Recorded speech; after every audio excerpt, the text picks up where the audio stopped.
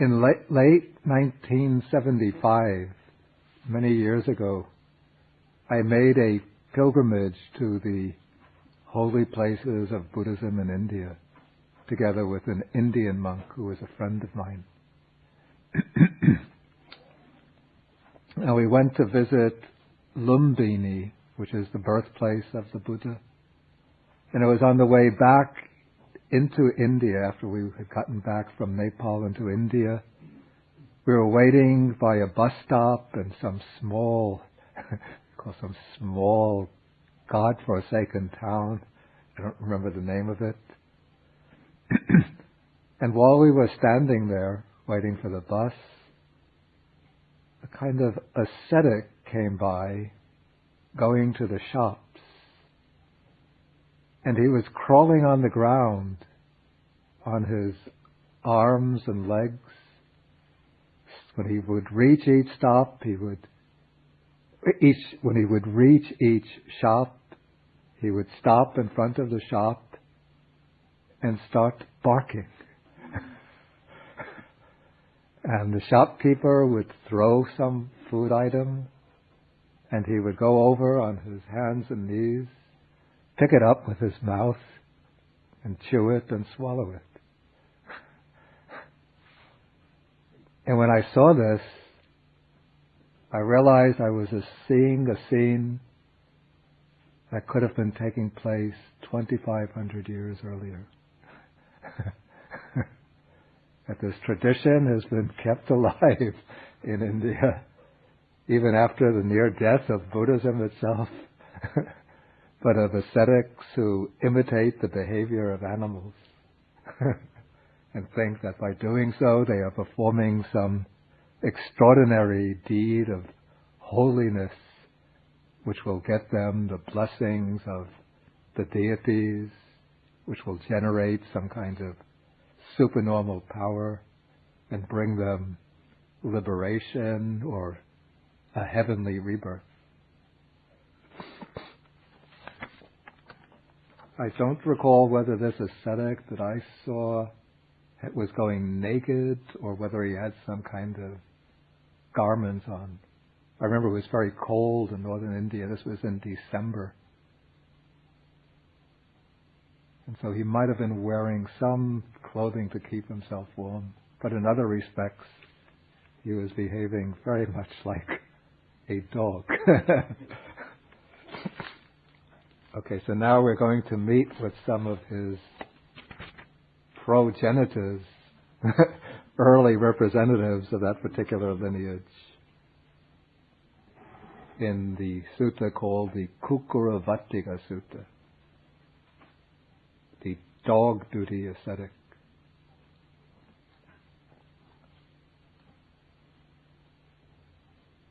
Okay, so this sutta takes place when the Buddha was living in the Kolian country, where there was a town of the Kolians named Halida Vasana.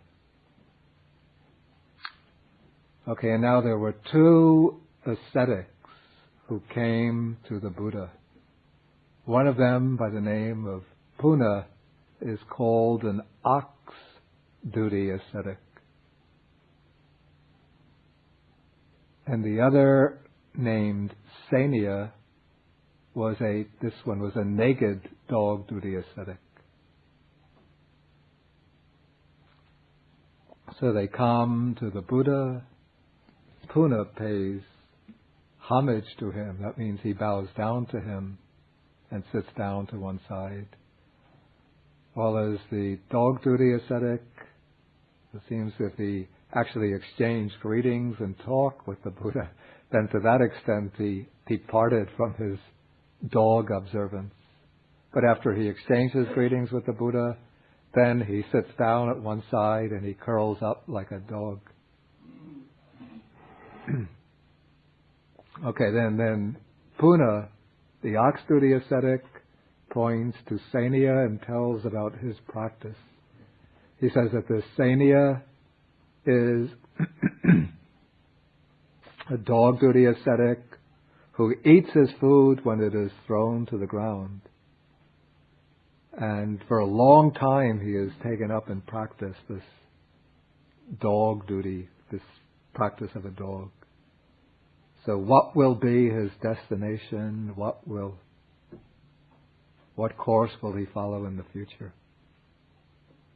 Then the Buddha is sort of going to build up momentum. He says, enough, alang puna. Do not ask me that. But Puna is insistent. He asks a second time, a third time.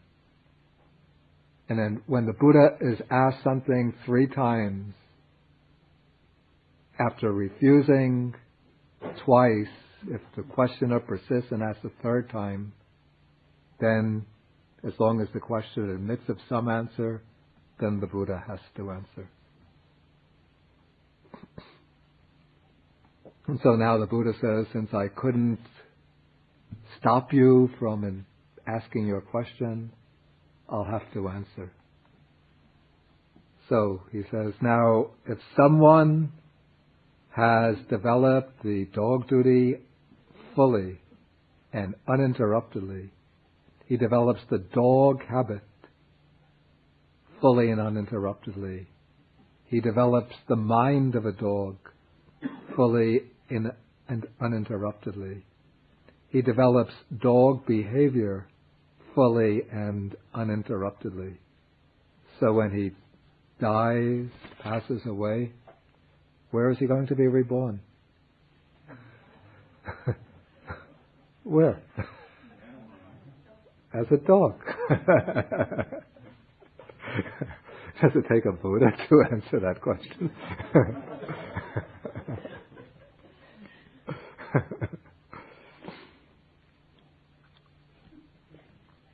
Okay, but if he has the view that by following this particular mode of behavior, this type of ascetic practice, or what we call a holy life, I shall be reborn as a deity, as a god, then that is wrong view. He's holding a wrong view. And for one who holds wrong view, the Buddha says, there are 2 destinations, hell or the animal realm.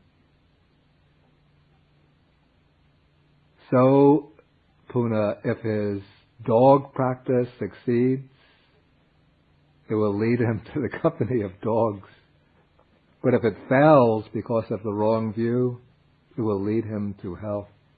I have to say, I find this a bit, well, more than a bit, very too strong in the case of somebody who holds the view that, say, a dog ascetic practice is going to lead to heaven. Of course, even if he promulgates a view like that or holds a view, it's not really inflicting a great deal of harm on others. So it seems to me somewhat strong to say that this type of view will lead to hell. But this is in the text. The type of view that would seem more likely to lead to a rebirth in hell would be like some of the views that we've already encountered, that there's no point in doing meritorious deeds, that if one goes around killing people, one doesn't do any evil. If a person goes and gives a lot of money, a lot of help and charity, he doesn't get any merit and won't advance himself spiritually. So it's pointless to practice charity, to practice generosity. That would be the kind of wrong view that I think would lead to hell. But anyway, this is what the text says. So when the Buddha has spoken, then Sanya, the dog duty ascetic, he's now emotionally upset, and so he bursts out crying. Then the Buddha says to Puna, he says, I couldn't convince you when I said, don't ask me the question. And now Sanya says that he is not crying because the Buddha has said this about him, but he's crying because he's practiced this dog asceticism for such a long time, and now he realizes that it was all useless. And so now Sanya, in his turn, asks the same question about his friend, the ox duty ascetic, one who behaves like a cow or an ox. What will be his future? Again, the Buddha refuses to answer. 3 times the question is posed. The 3rd time the Buddha answers in the logical way. If somebody has been behaving like an ox for such a long time, chewing grass, well, what do oxes do? All day they just chew grass. They don't play ball, they don't go for, well, they do go for walks just to find another patch of grass, but not to enjoy scenery. What else do oxes do? Pull loads, but probably no peasant is going to take a human being and ask him to pull a heavy wagon. When they feel dirty and sweaty, then they will go for a bath in a pond, a muddy pond. They'll wallow in the mud for some time, come up and again start chewing the grass. You see that life in the animal realm, even in a fairly safe and secure type of existence, it's not very diversified, not very entertaining. Okay, so if as a human being he carries on in this way for such a long time, then after death, he'll be reborn as an ox. If he doesn't hold any view about it.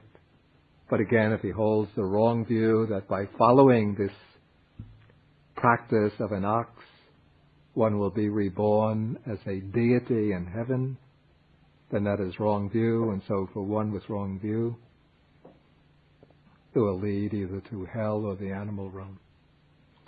Okay, so then Puna breaks out crying. And then the exchange is the same. Puna explains that he is not crying because of what the Buddha said, but because now he realizes that he has taken up this practice of ox-like asceticism for a long time, and it's been completely useless. Maybe he's been wasting 3 years. The text doesn't specify. 3 years, 5 years, maybe even 10 years, just carrying on in this mode. But now Puna has gotten some seed of, we call prasada, of confidence or trust in the Buddha. And so he says that I have confidence that the Blessed One is capable of teaching me the Dhamma in such a way that I can abandon this ox duty asceticism, and that my friend Sania here can abandon that dog duty asceticism. In other words, he has confidence that the Buddha will be able to teach him some wholesome, beneficial Dhamma, which will show him the true way to liberation and lead him out of this kind of pitfall that he's been in of undertaking this extreme and futile type of ascetic practice. So now we come to, we call the core of this sutta. The Buddha is going to explain 4 types of karma. And here is the important phrase. There are these 4 kinds of action proclaimed by me after realizing them for myself with direct knowledge. That the Buddha bases this teaching not upon what has come down in the lineage of teachers from the Brahmins, say, not upon speculation, logic, reasoning, but on the basis of abhinya, that is direct or higher knowledge, through realization that takes place, personal realization. He has realized them. He says, I have realized them for myself. Sayang abhinya sachikatva pavedesi. Okay, so first he gives the outline. What are the four in the abstract? Dark karma with dark result. Bright action, bright karma with bright result. Dark and bright action with dark and bright result. And then action that is neither dark nor bright with neither dark nor bright result. Action that leads to the destruction of action. Or it's actually karma, a type of karma that leads to the destruction of karma.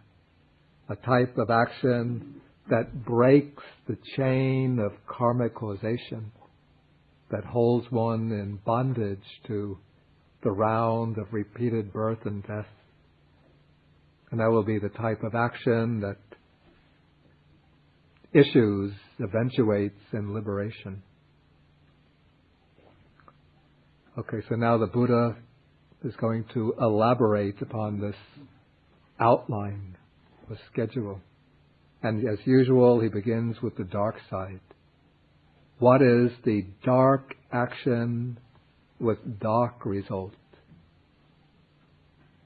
Here, someone generates an afflictive bodily formation, an afflictive verbal formation, an afflictive mental formation. And here, because of the English language, one has to use a different word for the verb. Here I use generates. And then for the noun, formation. But the Pali reads, Ida puno ekacho sabhyapajang kaya sankarang abhisankaroti. So the verb and the noun are actually like two forms of the same word.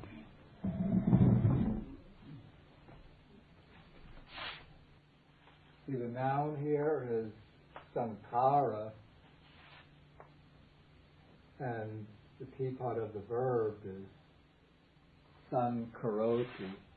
Abhi is just an intensifying prefix. Yeah. P, yeah. Different texts, like different traditions. There are two words which sort of float back and forth. And I didn't write it down. Good. Okay. Yeah, so let's make it the B.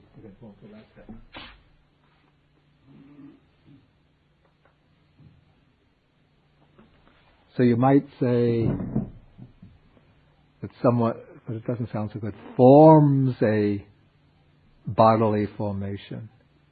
But that doesn't really get so much meaning across in English. But what this indicates is that one gives rise to or gives way to an volition, an intention, a mental action, an act of volition, which expresses itself through the body as a bodily action. Or sometimes it's a volition, that's a mental activity, which expresses itself through speech as a verbal action, an act of speech. Or sometimes there arises a volition, an intention, which just solidifies in the form of plans, schemes, projects, purposes, wishes, desires, yearnings.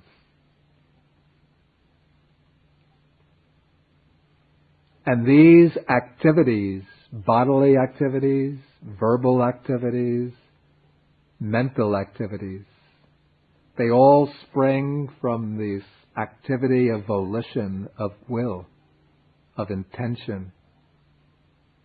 And once they arise and pass, either expressing themselves outwardly in action or just remaining bottled up inside, they deposit kind of energy, a potent energy within the flowing stream of consciousness.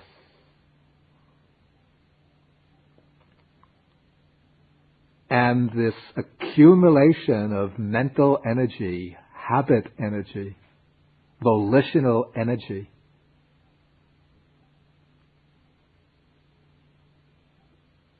this accumulation of energy becomes a tremendous force which at the time of death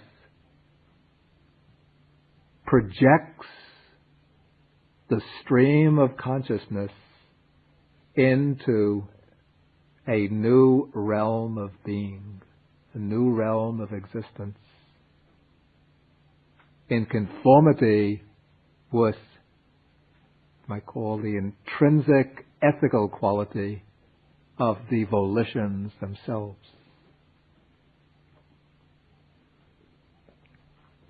And so, in the first case, we are taking what is called afflictive formations of body, speech, and mind. These will be generally actions that throw suffering out into the world, actions that bring suffering to others.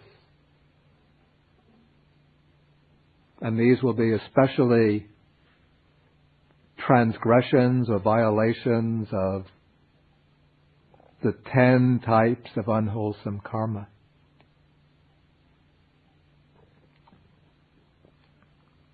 Which we saw explained in the previous sutta that we discussed. Sutta number 46, the Great Discourse on Ways to Undertaking Things. And we'll come across again when we take, I think it's sutta number 41. And so when one generates this afflictive bodily formation, killing, stealing, committing sexual misconduct, speaking strong types of false speech, malicious speech, speech that splits friendships, speaking harshly, angrily to others, indulging in gossip, nurturing thoughts of covetousness, of ill will or wrong views. Then one appears in an afflictive world, that is, the stream of consciousness will take rebirth in a realm of existence in which the predominant quality of experience is one of pain or suffering. Okay, but first one is reborn in an afflictive world. And when one is reborn in such a world, then afflictive contacts touch one. One is exposed to constant bombardment by sensory data, sensory objects which are painful, harsh, difficult to endure.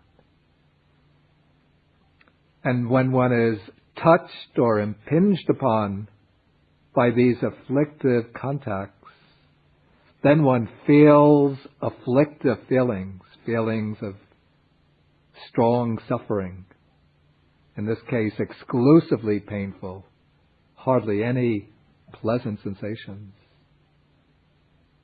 As in the case of the beings in hell, this is the extreme case. And I want to sketch this structure out on the board because it's quite interesting in connection with some other aspects of the Buddha's teaching.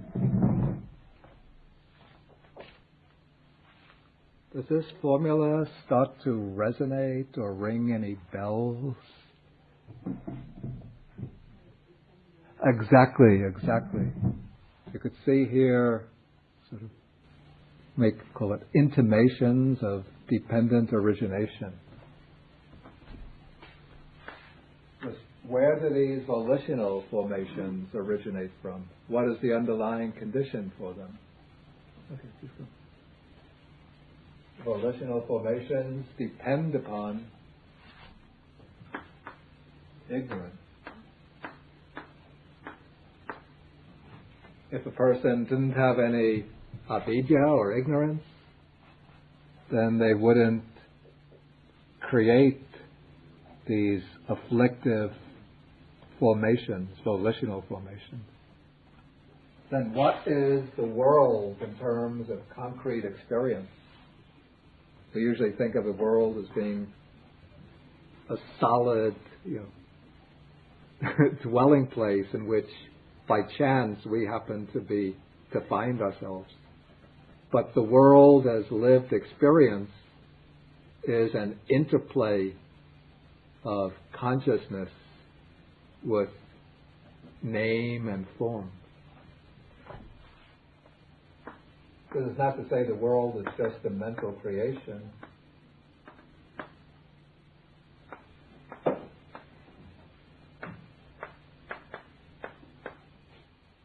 But the world of experience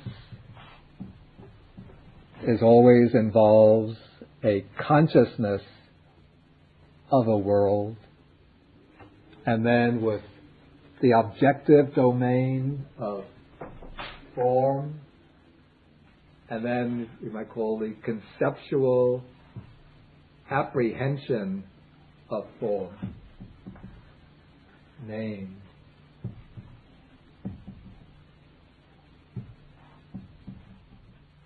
And then it is out of name and form, our interaction with the world of form, and our conceptual way of processing the forms conceptually, that we undergo contacts.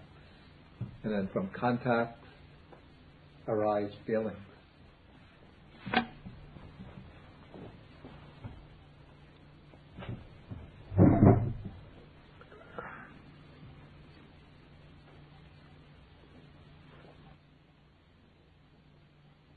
So we think, at least some, that, okay, this world of matter is what's real and solid. It's through just the chance interplay of atoms, that molecules are formed, somehow through the chance development of certain environmental conditions, the molecules became more and more complex till they were capable of certain vital functions. Life appears. Then through building up of more complex chains of molecules, of living molecules, somehow bing, out of nowhere, mind or consciousness appears. And that mind or consciousness, it's just a chance byproduct out of this blind shuffling around of material particles. That's the dominant view of what's called materialism, scientific, philosophical materialism.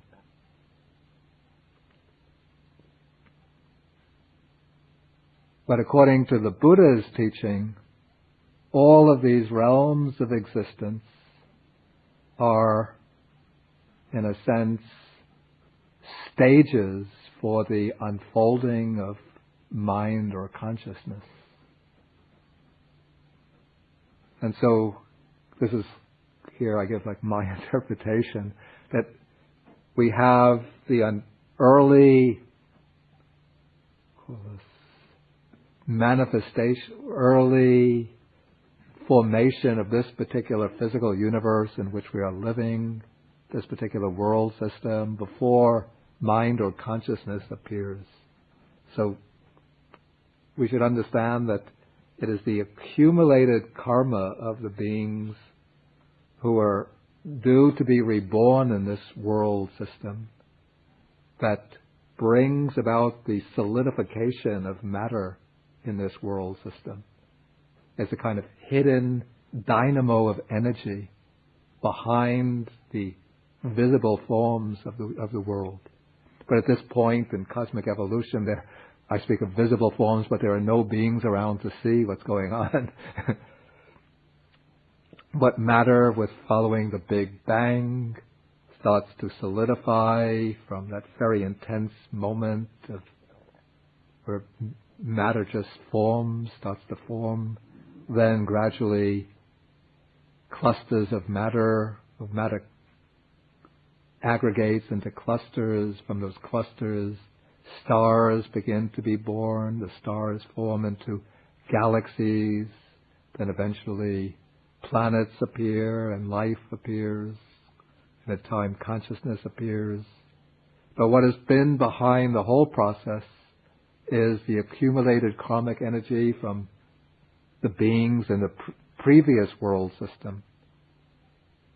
And that karmic energy is not in a conscious way, but it is fueling or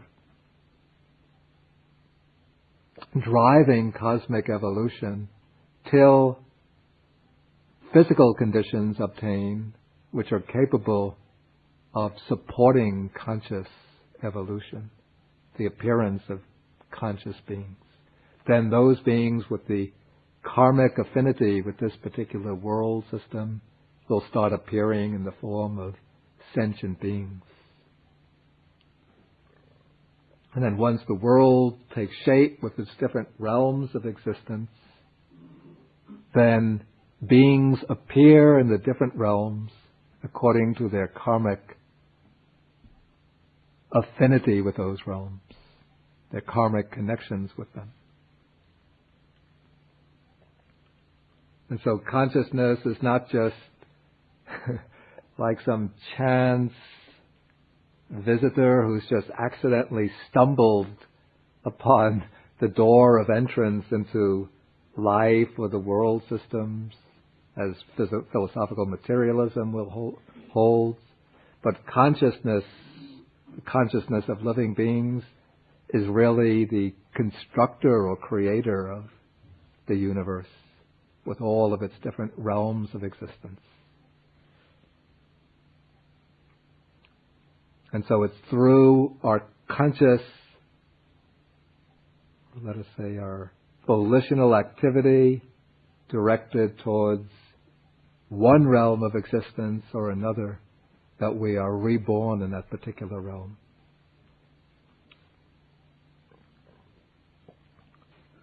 And so in the case of those who generate a lot of afflictive karmic actions, afflictive karmic formations, their volition, their accumulated batteries of mental activity will lead them to rebirth in the lower realms, into the hell realms, realms of intense suffering. Not as punishment, there's nobody who's standing above and saying, you go to hell, but there is a universal, impersonal, ethical law underlying the whole process of transformations of consciousness. And it is that ethical law, impersonal, universal, but ever active, inescapable, that determines that these types of actions, the unwholesome, the afflictive actions, will steer a being to rebirth in the lower realms. And so the Buddha says, thus a being's reappearance or rebirth is due to a being. That is, the reason why any being is reborn in any particular state is because of that very being himself, herself. Whether it be a human being, an animal, a deva or God, a hell being, it is speaking conventionally, not in terms of a permanent individual self, but what we call a living being, a process of conscious becoming. This being, through its activities, its volitions, its deeds, is always in the process of creating its own future destiny. We ourselves, through our actions, our choices, our decisions, we are always creating our own future in this beginningless process of rebirths. That's why we have to set ourselves lofty and noble aims and apply ourselves vigorously to the way of action that will lead to the realization of those aims. Okay, so a being's reappearance or rebirth is due to a being. One reappears, or one is reborn, through the actions one has performed. When one has reappeared, been reborn, contacts touch one. Thus, I say, beings are the heirs of their own actions. When we die, we leave our property, our land, our houses, cars, jewelry, money, to children, to husband, wife, whatever. What do we inherit when we go on to the next life? Nothing except our karma. It's the only thing that follows along. Our karma and our mental dispositions.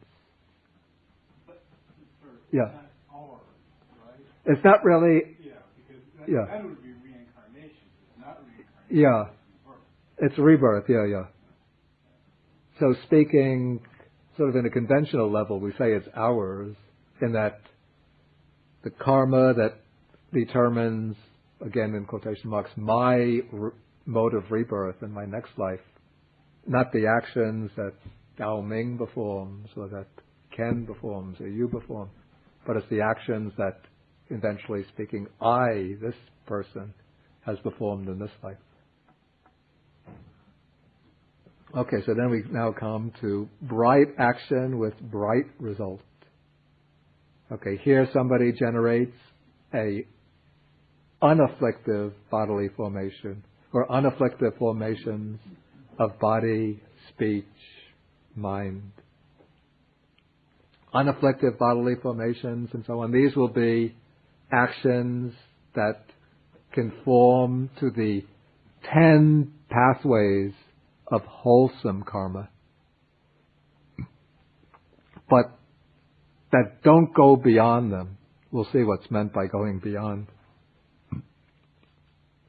So they're, you might call them mundane, worldly, wholesome actions. Abstaining from killing, stealing, sexual misconduct, speaking truthfully, speaking words that bring unity, harmony, speaking gently and politely, avoiding fruitless talk, thinking good thoughts. Okay, so then when the person passes away, this person is reborn in a non-unafflictive world. That is a world, a pleasant world, a happy world. When he has reappeared in this happy world, unafflictive or pleasant contacts touch him, and being touched by unafflictive contacts, he feels unafflictive feelings, exclusively pleasant, as in the case of the gods of refulgent glory. The gods of refulgent glory, this is a very, very high class of devas or deities. These are the gods who are reborn by attaining and mastering the third dhyana, the third meditative absorption. I think when we come to sutta number 41, we get, at the end of that sutta, all the classes of deities. So then we will explain it in more detail there.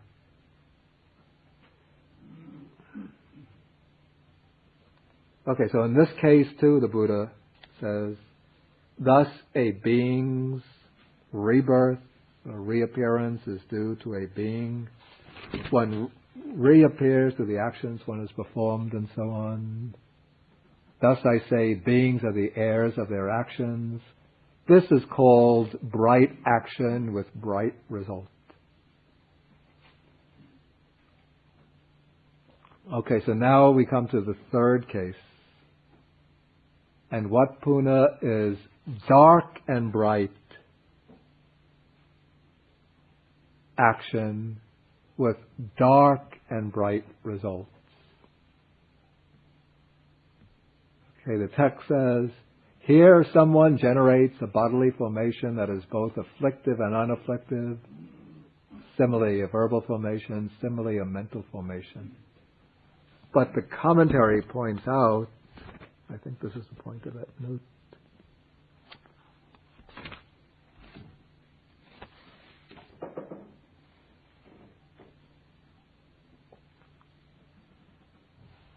this note just summarizes what the commentary says, that strictly speaking, any given volition with ethical significance has to be either dark or bright. It can't be both. So, if a person, say, is swatting a fly, that's a dark action. If he's, say, swatting the fly because there's a child sleeping and he doesn't want the fly to land on the baby and bite the baby, then the thought of compassionate concern for the baby, that would be a bright volition, a wholesome volition. So in this case, there will be a mixture. When the person is about to kill the fly, that's unwholesome volition. But the thoughts of caring for the baby, that is a wholesome volition. Or somebody gives in a very generous gift to some charitable organization. He writes a very big check, gives it. At the moment that he's filling out the check and offering it, giving it to the collector, or putting it in the envelope and posting, those will be wholesome volitions. But when he's thinking, through this gift and charity, I'll be able to get a deduction on my taxes, or I will be respected in my community, I make a little announcement to my friends that I've given such and such in charity, then maybe they will award me, give me some honorary award as a great philanthropist. Then those will be unwholesome thoughts of pride and conceit.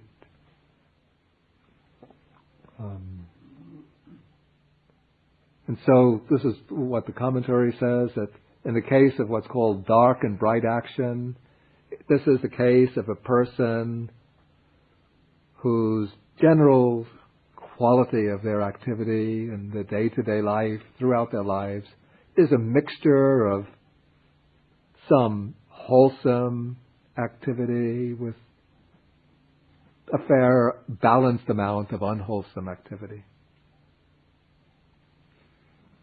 So this person will reappear in a world that is both afflictive and unafflictive.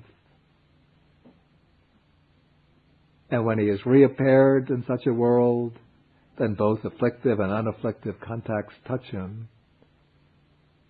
And touched by these mixed contacts, then he feels both afflictive feelings and unafflictive feelings, a mixture of pleasure and pain. And this is characteristic of human experience. and also of some of the devas or gods. These will be gods in the lower heavenly worlds. I think particularly there is a class or several classes of gods which are closely connected with the earth. They're not really dwelling in what we imagine to be a heavenly world, but they're invisible to us unless we have some special faculty of divine eye. So they're invisible to us, but they are in close contact with the earth, with the human realm. I think they avoid big cities where there's a congested human population, and a lot of smog and pollution and low moral quality in people's lives. They like wildernesses, forests, remote mountain ranges, lakes, secluded lakes. But these beings are just a few notches above human beings in the great chain of existence. And they also are subject to some pain and suffering. And then there are beings in the lower worlds whose lives are also a mixture of pleasure and pain. I think the commentators take this to be cases of certain beings like asuras, titans. But I think for a good example, we just take pet animals in America, right? Exactly. He lives like a king. That's like a king. Well, Or princess, I should say. And the princesses. is it a prince or princess? It's a boy. A boy. An old man, I understand. Well, we will get a chance to see it next week, no? But even more than, unless I am mistaken, there are people who will spend to buy a bed for their dog much more costly than a whole family in India, say, or China will have for themselves in a lifetime. And the dog every day will get food that you couldn't order in a 3-star hotel. You have to go to a 4-star, 5-star hotel.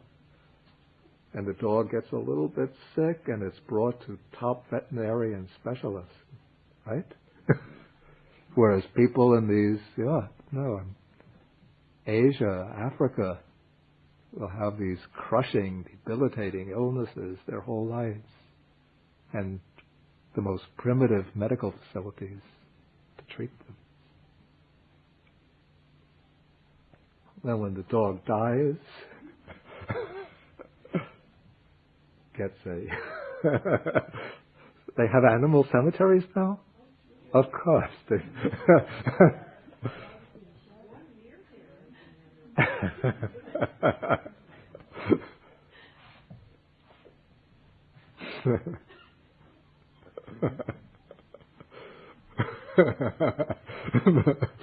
Probably I get a state funeral. Musical instruments, playing the dirge, and maybe hired weepers like in the Chinese funeral. Professional people who are hired to weep and beat their breasts. Okay, so these animals, their lives are a mixture of pleasure and pain. Okay, then we come to the fourth case, which it's explained rather obscurely here. This is called action which is neither dark nor bright, with neither dark nor bright result. Action that leads to the destruction of action. And what is that? It is the volition for abandoning the kind of action that is dark with dark result. the volition for abandoning the kind of action that is bright with bright result, and the volition for abandoning the kind of action that is dark and bright with dark and bright result. That is called the action that is neither dark nor bright, with neither dark nor bright result, action that leads to the destruction of action. And even though this action is said to be not bright, but it's really, that is speaking from a worldly point of view. But this is the action that leads to liberation from the wheel of karma and its fruit. And in another sutta, actually two suttas in the Anguttara Nikaya, the Book of Fours, I think it's sutta number 235 and 236, this is said to be, in one sutta, the action of the Noble Eightfold Path. In other words, it's right view, right intention, right speech, right speech, right action, right livelihood, right effort, right mindfulness, right concentration. And in the next sutta, this is said to be the development of the 7 factors of enlightenment. Mindfulness, investigation of phenomena, energy, joy, tranquility, concentration, and equanimity. And this action, in a way, it's brighter than the ordinary bright action. Because the ordinary bright action, which leads to bright result, that is worldly or mundane, wholesome karma, which will lead to rebirth into a celestial realm, a heavenly realm. But life in that realm is impermanent, comes to an end, to be followed by new existence someplace else. That new existence determined again by one's accumulation of karma. And so for Buddhism, the aim is not to remain within the realm of birth, the round of birth and death, not even in the heavenly realms, but to gain liberation from the entire conditioned world. And the way that leads to that liberation is the development of the Noble Eightfold Path, or alternatively, the same thing, just a different formula, the development of the 7 factors of enlightenment. But this is here the important point, that to practice the Noble Eightfold Path, the 7 factors of enlightenment, it needs as a foundation the bright karma with bright result. In other words, for the practice of the higher path to be effective and successful, it has to be grounded upon an ethical way of life, which is achieved by practicing, by observing the 10 pathways of wholesome action. The difference is that a worldly person practices or observes the 10 pathways of wholesome action because they want to achieve, to earn merit, to acquire good karma that will lead them to a happy heavenly existence. But they don't see the shortcomings, the unsatisfactoriness, even in the heavenly realms of being. But one who sees the impermanence of the heavenly spheres, who sees that there's no final satisfaction even in the heavenly existence, will then aspire to the unconditioned, to liberation, to the deathless element, nibbana. And then to gain that liberation, one has to it's not enough just to observe the principles of good behavior, but one has to develop the higher wisdom, the higher true insight into the real nature of things by practicing the Noble Eightfold Path, by cultivating the 7 factors of enlightenment. And so while still observing the 10 pathways of wholesome action in one's day-to-day life, one builds upon that as one's groundwork, as one's foundation, in order to develop those particular qualities that bring the penetration to the ultimate truth.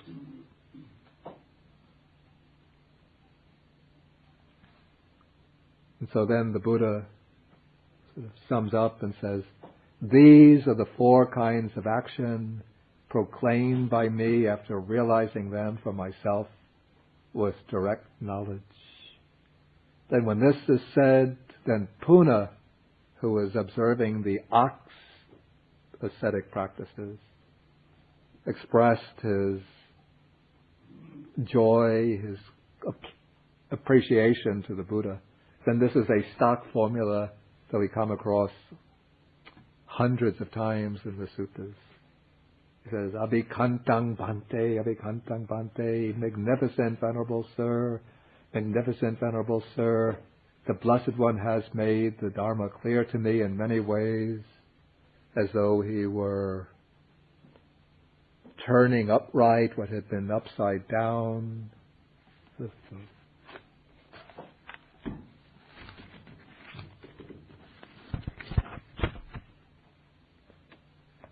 Turning upright what had been overthrown, revealing what was hidden, showing the way to one who was lost, or holding up a lamp in the darkness for those with eyesight to see forms. Then he says, I go to the Blessed One, to the Buddha for refuge, and to the Dhamma, and to the Sangha. From today, let the Blessed One remember me or consider me a lay follower who has gone to him for refuge for life. Oh, I see. The whole formula is on the next page again. Okay, now Puna, with this statement, is now he discards the ascetic practice of an ox, and he becomes, this is a little puzzling to me, he becomes a lay follower of the Buddha. He becomes an upasaka. Even though for a long time he was observing and living an ascetic life as a completely futile and useless type of ascetic life. I don't know why, if he could live that ascetic life for a long time, why doesn't he become a monk? Maybe this is really done just to establish some dramatic situation of a contrast. But his friend Samya, who is following the dog practice, also expresses his appreciation in the same words. He goes for refuge to Buddha, Dharma, Sangha, and then he says, I want to receive the going forth under the Blessed One. Going forth is Pabhaja, Pravajya, or is it Chujya? Chujya? Yeah. Leaving the home life. Yes. Taking up the homeless life to become an ascetic, first as in the later form of the ordination as a samanera. And then he says, I would receive the full admission. This is the upasampada, the full ordination. I'm not sure that he actually expressed himself in this way. Probably he would have said that I want to become a monk under the Blessed One. But because the compilers of the canon would have in mind the 2 stages of ordination, so they formulate it this way. But then the Buddha says, and this was a principle that he had laid down for the guidance of the Sangha, that one, you see, if somebody from the household life wants to become a Buddhist monk, he could get the ordination immediately. But if somebody who belonged to another sect, who was an ascetic or renunciant in some other spiritual community, or even some wandering ascetic, wants to become a Buddhist monk, then he wants to become a monk within the Buddha's Dhamma and discipline, then he has to live on probation for 4 months so that the bhikkhus will observe him to see whether he's really suitable to become a Buddhist monk. They did this because there was a certain amount, we have to be quite frank, truthful, intercommunal rivalry and competition in those days. Of course, ascetics and monks depend upon the support of the general population for their livelihood. And so those religious orders which favorably impress the lay people, the householders, would get support from the lay communities, whereas those which make a bad impression would lose that support. So there would have been, once the Buddha became well established as a teacher, ascetics from other creeds would see that the Buddha's order was well supported. So while still convinced of the truth of their own teaching, the teaching they were formerly following, just for material support, they would join the Buddhist order. And they wouldn't want to observe any of the rules of discipline or to behave in a decent way. And sometimes the other communities, in order to create disharmony between the Buddhist monastic order and the lay community, they would infiltrate the Sangha and then behave in improper ways to create bad impressions so that the Buddhist Sangha would lose its favor. And so the Buddha said that if followers of another creed who had been, living ordained life, want to enter the Buddhist order, they have to stay on probation for 4 months. And what the commentary explains, and I think this is probably likely, that they actually get ordained as novices, as samaneras, but they don't get the higher ordination. And so then the bhikkhus, those who have the full ordination, could watch them for the 4 months. And the Buddha said, even in the Vinaya, he says that from time to time, that you should watch how they respond when the Buddha, Dhamma, and Sangha are praised, and when the teaching they were formerly following happens to be dispraised or criticized. If, when the Buddha, Dhamma, and Sangha is praised, you see that they're getting upset. And if you see when their own teaching is criticized that they're getting upset, then you realize that they still have that loyalty to the other teaching. Of course, sometimes it just takes time for them to overcome that former sense of loyalty to the previous teaching. But after 4 months, then the monks should decide whether they are qualified to receive the full ordination. But the Buddha says, in this sentence here, he says, I recognize individual differences in this matter. That is, the Buddha is able to make exceptions because he can know a person's inner qualities without having to depend on a long observation. So then Sainiya says, again, this is a stock passage which comes over and over again, that if applicants who come from another sect generally have to remain on probation for 4 months and then get ordained, I'm willing to stay on probation for 4 years. Then at the end of the 4 years, if the bhikkhus are satisfied with me, then they can give me the ordination. But the Buddha realized this was not necessary, so he gave Sainiya, he arranged for him to get the ordination immediately. And then it says, not long after his full ordination, dwelling alone, withdrawn, diligent, ardent and resolute, the Venerable Sanya, by realizing it for himself with direct knowledge, here and now entered upon and abided in that supreme goal of the holy life, for the sake of which clansmen rightly go forth from the home life into homelessness. He directly knew birth is destroyed, the holy life has been lived, what had to be done has been done, there is no more coming back to any state of being. And the Venerable Sanya became one of the Arhats. Okay, and that is the end of the discourse. Any questions, comments? Yes.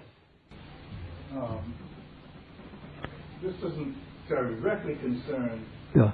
the reading, but I don't know where else it would be closer to ask it, in future lectures, and it has to do with rebirth. Yeah. Before the Buddha's time, the concept of rebirth was there. Yeah. And so when one is reborn, it's like there's a mother essence and father essence, and then the third party Yeah. Yeah. meet and Yeah. they form the new being. Yeah. What is the Buddha's conception of this? How this takes place? The Buddha's conception of conception. Yeah. The Buddhist texts say something very, very similar, though it actually comes only in one. Actually, it comes in two texts in the Majjhima Nikaya. One is in Sutta number 38. In fact, we could look at it. So I think eventually we'll come to this whole sutta.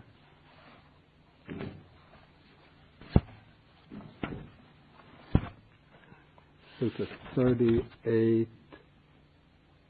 It's page 358 in the Middle Length Discourses. Do you see it? Paragraph 26. The descent of the embryo takes place through the union of three things.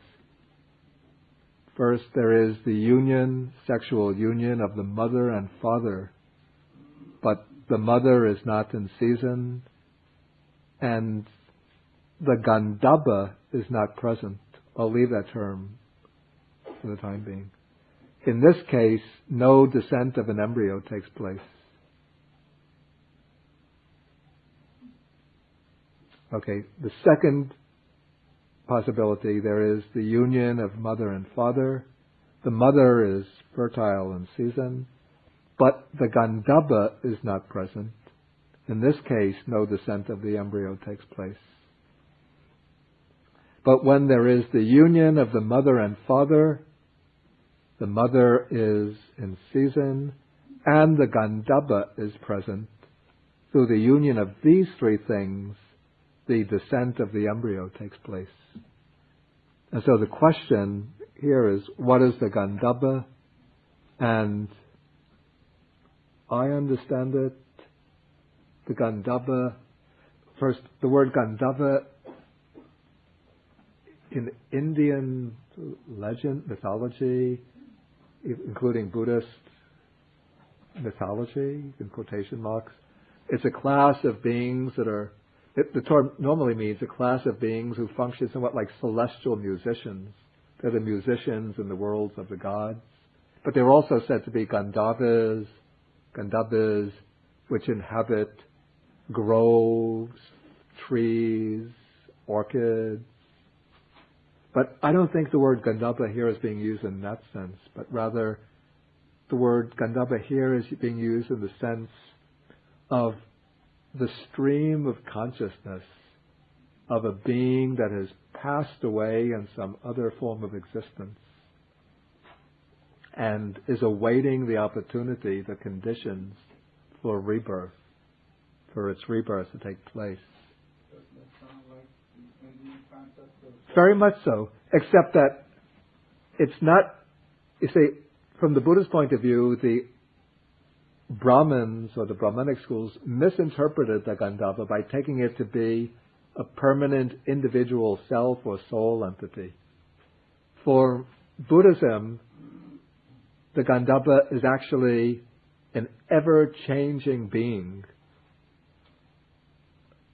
a being which is ever in a process of becoming just like ourselves.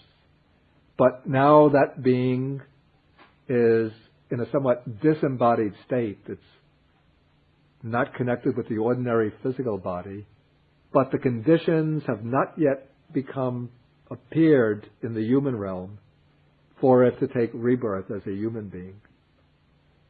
And now I found this idea of the Gandhabba corresponds to something which is reported. I've read some cases of people who have memories of their previous life, and not only of the previous life, but they remember their previous death and what took place at death. And these reports, coming from different individuals without any possibility of communication, are quite consistent. They've been collected by some researchers. This is not hocus pocus,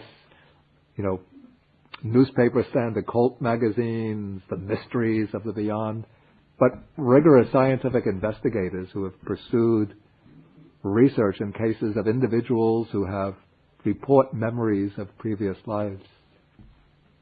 And in some of them, they explain what took place at their death. They say remember getting some illness, lying on their deathbed, maybe being treated with medicines. Then, at a certain point, the consciousness seems to have now separated from the body, so that they feel almost as though the mind is floated up to the ceiling of the room, and now they're looking down at their body lying on the bed. And they try to get back to the body, but they can't. And there comes some faint recognition at this point that they're dead. Then they might see their relatives come, take the body, prepare the funeral, and they even witness their own funeral. And they might be trying to communicate to the relatives to get back in touch with them, but they're not able to communicate. In one case of the report that I've read, the person trying to communicate with the sister, but the sister paid no attention. But the dog, the family dog by the sister, was barking.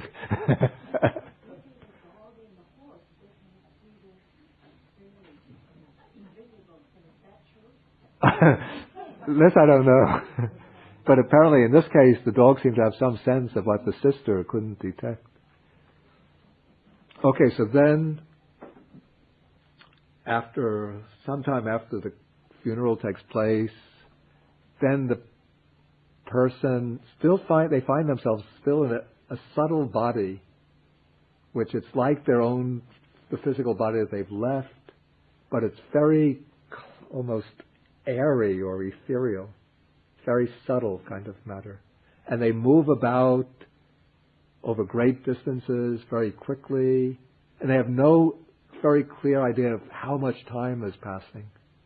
But then at a certain point, they will see a woman to whom they feel some connection, some affinity.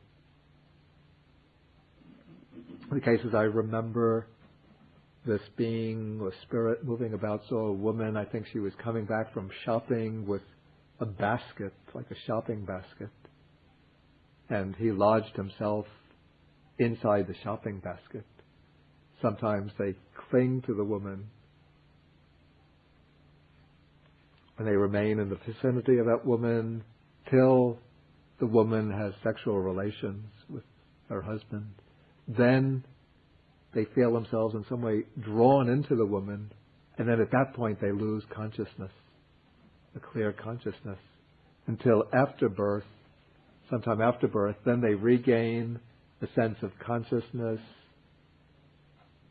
And when they reach the age of 3, say 2.5, 3, where they start to speak, they have an awareness that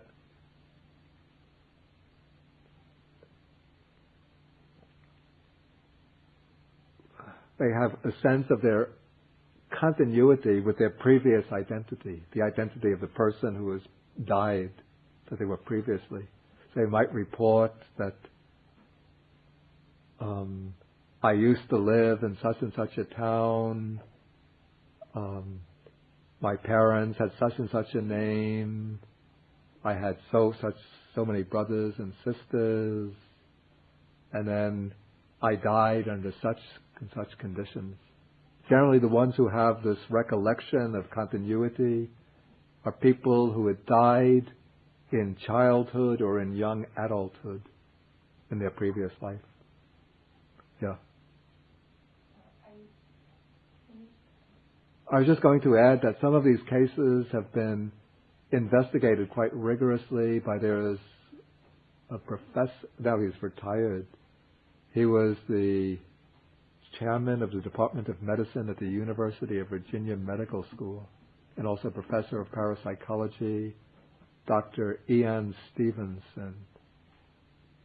He had investigated many cases like this in Sri Lanka, Thailand, Burma, India, as well as in countries in which the belief in rebirth is not part of the established religious beliefs. For some reason, in Turkey and Egypt, I think, Islamic countries, he found cases like this. And he doesn't jump to like wild conclusions, therefore this proves rebirth is a universal truth.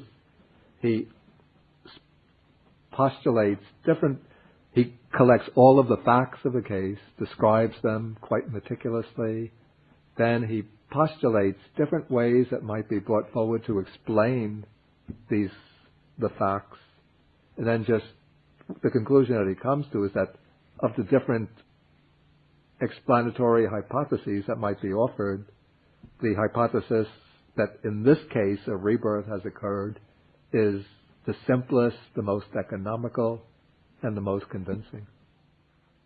Yeah. Yeah.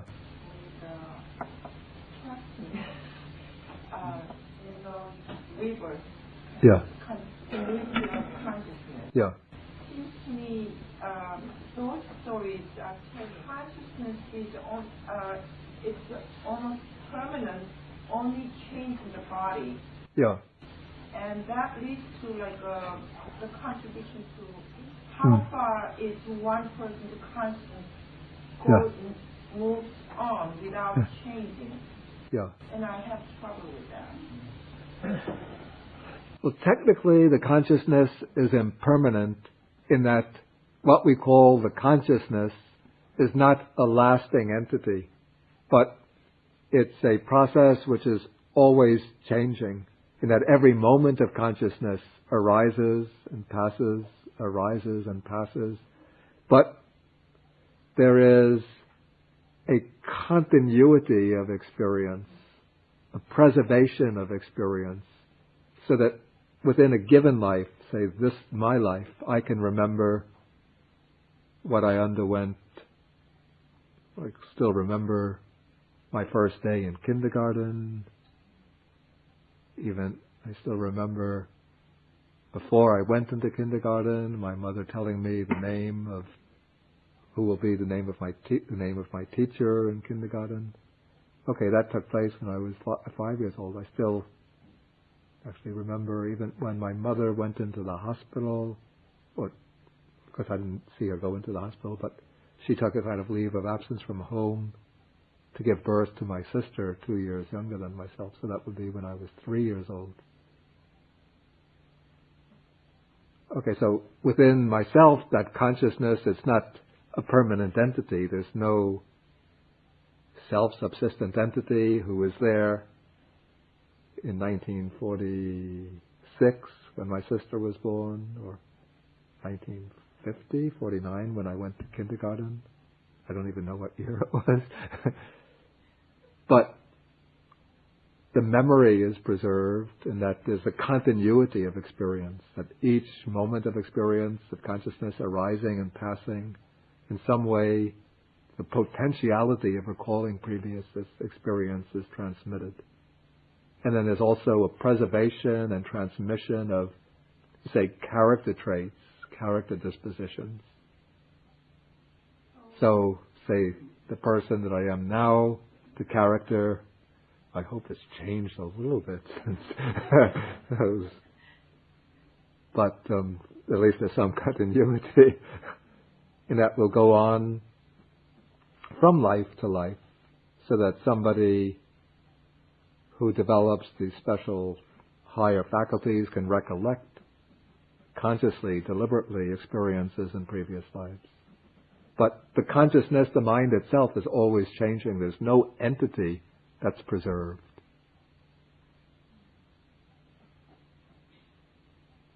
But there is that continuity. So it preserves a kind of relative identity. Did you want to say something?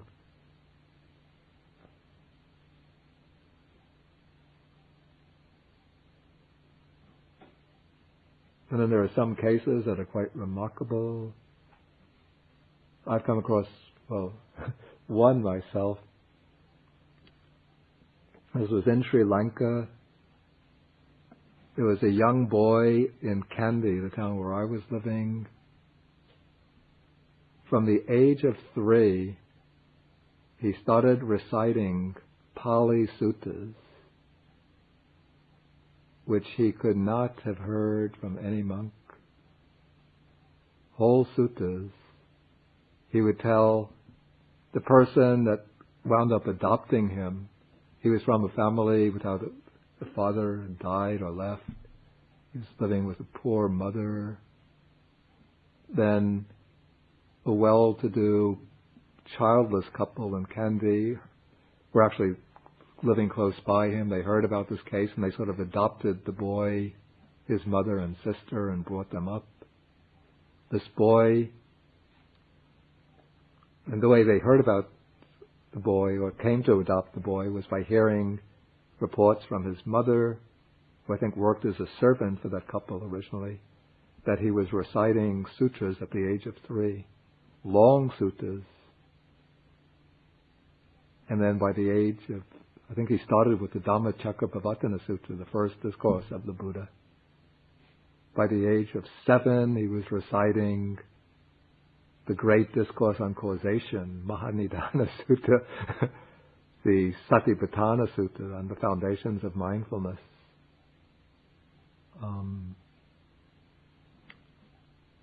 His adopting father recorded these suttas, or his recitations. He didn't have the recollection all the time. It wasn't available to him at will. But most of the time he would be like an ordinary boy. But then suddenly there would come these times when he would say, I'm starting to remember. Then his adoptive father, they would get the tape recorder. Then he would sit down. He doesn't go into a hypnotic trance, but he just sort of becomes concentrated and absorbed. Then he starts reciting the suttas. And I've heard the recordings of them. And I have to say the quality of his pronunciation of Pali is just so precise and so pure that no monks, contemporary monks that I've heard, could recite Pali with. What was the nationality of this boy? Oh, so he was Sri Lankan, Sinhalese boy. He's coming to the States this summer, so he's studying with Bhante Gunaratana. Yeah, I know him quite well. Yeah. I met him actually in September here, and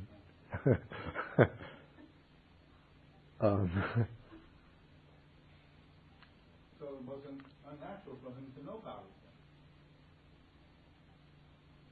well, you see, he then would explain how he came to have this memories. He said that there was a great Buddhist commentator in the 5th century, Acharya Buddhaghosa, who wrote the Visuddhimagga and other commentaries. And he said that he was an assistant of Buddhaghosa. And so he had learned these suttas apparently in that lifetime. And he was reciting in the style of the chanting of the 5th century AC.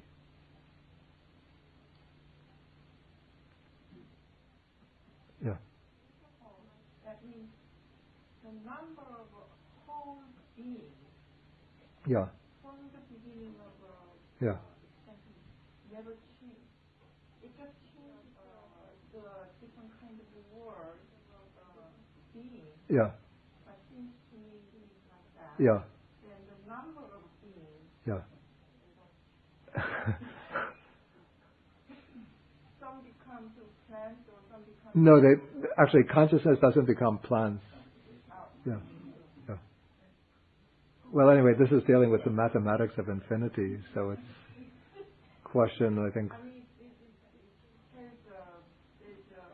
no, I mean, the continuity. Yeah.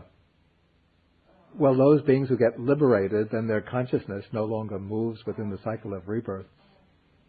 But you get into all sorts of problems that come when you deal with the mathematics of infinities. Since if you have beginningless time, then an infinite number of beings has attained liberation during infinite time, and yet there's still an infinite number of beings. So, okay, any further questions? It's getting late, so we have to stop. Next time is Sutta, I think it's Chulakama Vibhanga Sutta, 135, number 135. Okay, we transfer the merits.